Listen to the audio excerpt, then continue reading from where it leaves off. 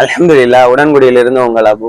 அதாவது இன்றைக்கு மார்க்கத்தை எடுத்து சொல்லக்கூடிய மக்களை நல்வழியின் பக்கம் அழைக்கக்கூடிய மௌலவிமார்களே தங்களுடைய தேவைக்காக, பொருளாதாரத்துக்காக, தங்களை சுத்தி இருக்கிற மக்கள் தங்களை விட்டு போயிடக்கூடாதுங்கிறதுக்காக மார்க்கத்துல என்ன செய்யறாங்க, ஒரு சட்ட திட்டத்தை எடுத்து சொல்றாங்க, மார்க்கத்தை முன்வைக்கிறாங்க.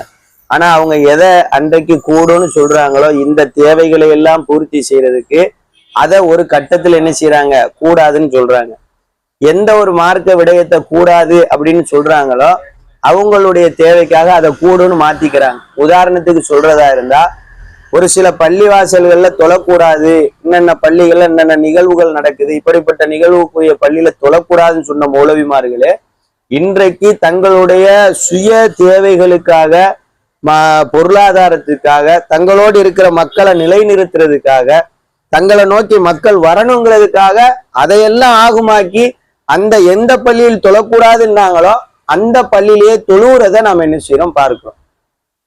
அப்ப இப்படிப்பட்ட மிகப்பெரிய ஒரு குழப்பத்தை விளைவிக்கிறது, தங்களுடைய சுயநலத்துக்காக விளைவிக்கிறது. எவ்வளவு பெரிய கேடு இது! குழப்பங்கிறது கொலையை விட மோசமானது. அவரு எந்த மக்கள்கிட்ட இந்த உபதேசத்தை பண்ணி அந்த மக்கள் தொழாம இருக்கிற பள்ளியில அவர் இன்றைக்கு சர்வசாதாரணமா தொழுறாரு அப்படின்னு சொன்னால் அது உண்மையிலே அவருடைய தேவைக்காகத்தானே, வேற எதுக்காக தொழ போறாரு? ஏன் அல்லாஹ்வுடைய பயம் உங்களுக்கெல்லாம் கொஞ்சம் கூட இல்லை? மக்கள்கிட்ட எப்பவுமே தெளிவை ஏற்படுத்துறதுக்கு முயற்சி செய்யுங்க, மக்களை குழப்பத்துல ஆழ்த்தாதீங்க.